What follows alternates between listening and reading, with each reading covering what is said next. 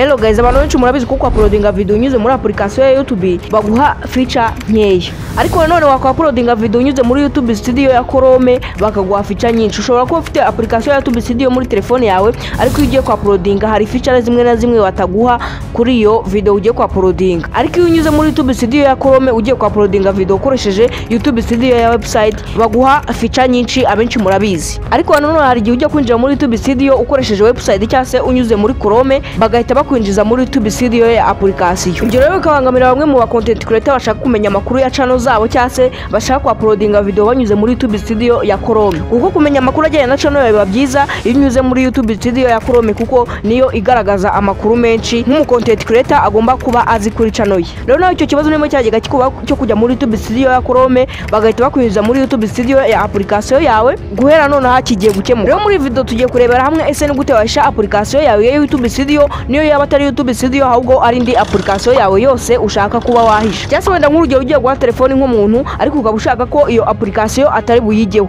ukabasha kuba wayimuhisha akabona ko yapfuye kandi wowe uzibanga wakoresheje. Hanyuma ngiye mugiye kubana muri video nyite Fabien mwana korera nje kurongo byiza kandi byizewe. Nubona iyi video wayikunze ukore like, subscribe we ndizera cyane ko yarangize kandi igitekerezo ufite muri comment nikiburemo. Reka dutangire. Ya rero nk'urugero nandi kuguha wenda ugiye uploadinga nka video kuri YouTube ariko bikaba biri gusaba ko uri bunyure muri YouTube Studio ya Chrome cyase hari andi makuru ugiye kureba yerecyanye na channel yawe. Cyase wenda nk'urugero ukaba warugiye gutiza telefone yawe nk'umuntu ariko ukaba udashaka ko hari application nyine atari bwinjireho, ukaba udashaka ko hari application uri bumuhishe kugira ngo izo application ntaze kuba yazinjiraho. Cyase wenda nk'urugero ujye ubona aba content creator hamwe na bamwe bakwereka video ariko bajya gutangira kakubwira ati banza usibe application ya YouTube Studio muri telefone yawe kugira ngo ibyo tugiye gukorekera kuri Chrome bize gukunda. Rero reka nguhe nk'urugero wenda ugiye kubikorera muri Chrome ugiye kwinjira muri YouTube Studio yo muri Chrome ariko ugasanga bahise bakujyana muri YouTube Studio ya application. Uraza ufungure Chrome yawe nurangiza utegereze gato ya loading, hanyuma utegereze gatoya nurangiza urebe hejuru nyine hari abasacingira, nurangiza usacingemo ngo wawawa akadomo youtube.com akanungo kaberamye studio nkuko ubibona byanditse. None usacinge urebe usacinge none barahita kuzana ahantu ameze gutya nkuko aba content creator bamwe na bamwe bagenda babikwereka. Ya none ujya kwinjira muri YouTube Studio none niho bihita bibera ikibazo.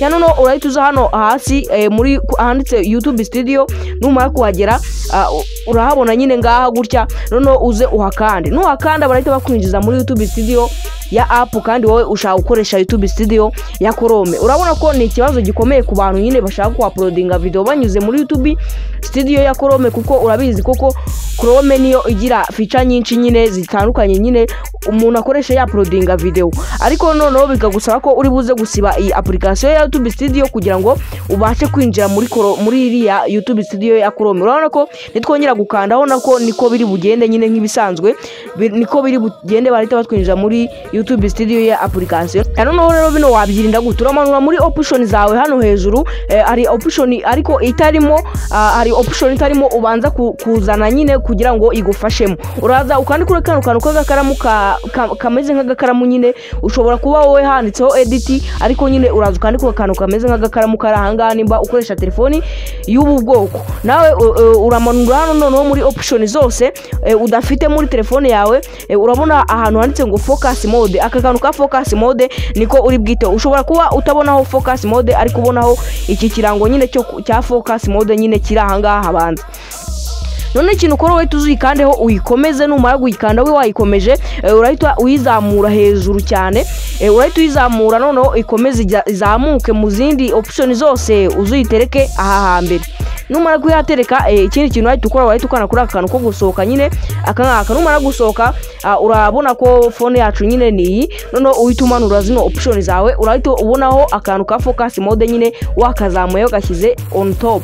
None ikintu wahita ukora urahita ugakanda ugakomeze nurangiza winjire muri focus mode urahita ubona application zawe nyine ufite muri telefone yawe urahita uzibona. None application ushaka gufunga cyangwa ushaka guhagarika gukora urahita uzikandeho uyivivureho.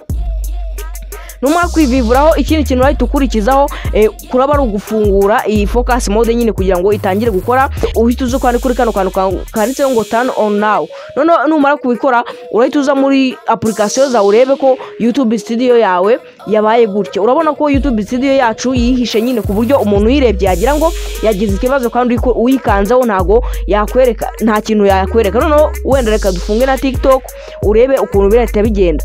Uraza hano muri application zawe nurangiza urebe ya TikTok uyifunge. Noneho urabona ko hano harimo application ya TikTok ni ya YouTube studio. Urahita usubira inyuma nurangiza uze urebe muri application zawe ko zabaye gutya. Urabona ko TikTok nayo yabaye gutya, ushaka wafunga application zawe zigiye zitandukanye. Urabona ko na YouTube studio nayo niko yabaye. Noneho ikindi kintu wahita ukora wahita usubira hahandi wandikemo ngo www.youtube.com akanungu kaberamye studio, yanurangiza usacinge. Noneho umara gusacinga barahita bakuzana kuri page imeze gutya nk'iya mbere nyine.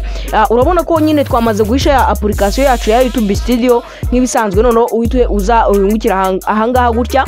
Nurangiza uhita umanura hano hejuru urebe ku agafoto kawe nyine ka channel yawe. Nurangiza uzuga kandeho gutya, numara kugakandaho urabona ko urahita uzukandi kuri kandi kanditse ngo YouTube studio.